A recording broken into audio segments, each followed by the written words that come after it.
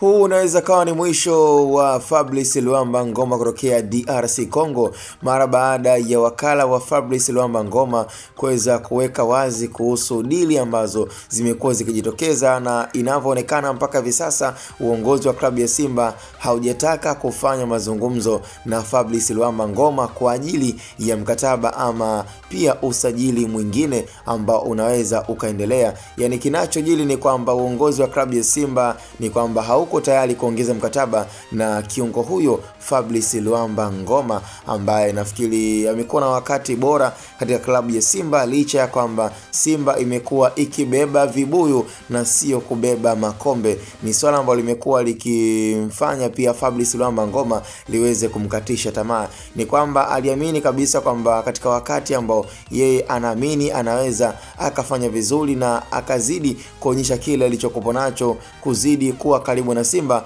basi ni kubeba makombe, aidha kama ni kombe la shirikisho ama kombe la ligi. Lakini cha ajabu, Fabrice Luamba Ngoma hivi sasa yeye anaondoka kwenye klabu ya Simba, lakini alichoweza kufanikiwa kubeba basi ni kibuyu. Kama unavyoweza kuona ni kwamba ni wakati mgumu, wakati mbaya ambao pia Fabrice Luamba Ngoma anaondoka kwenye klabu ya Simba ikiwa bado hajabeba kombe lolote la maana. Na ni taarifa ambayo iko wazi kabisa kwamba sasa hivi Simba iko mbioni kuweza kufanya mahojiano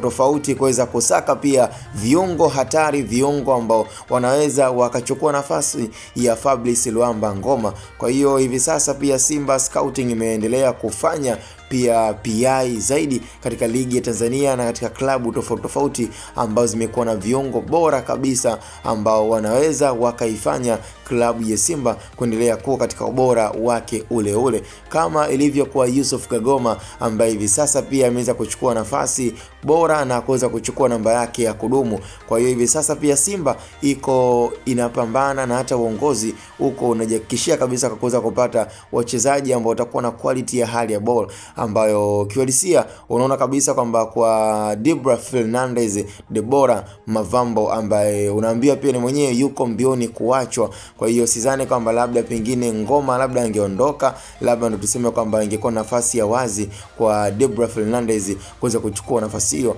Kwa hiyo wote wataondoka na ndo listi ambayo imeweza kutoka baadhi ya wachezaji tofauti ambao hawana muda mrefu wa kudumu katika klabu ya Simba. Wakina Lionel Ateba, Steven Dese Mukwala ni wachezaji wote ambao tayari wapo kwenye listi ya wachezaji wanaondoka katika msimu huu ama dirisha kubwa la usajili, ambao sisi tunachosubiri ni wakati ambao na muda sahihi wa kuweza kuwaaga kwa heshima na kwa hekima zaidi, na kwa yale walioyafanya sisi hatuna budi kusema kwamba tunashukuru. Cha msingi tukutane kwenye idara ya comment, na hii ni Hatboy Media.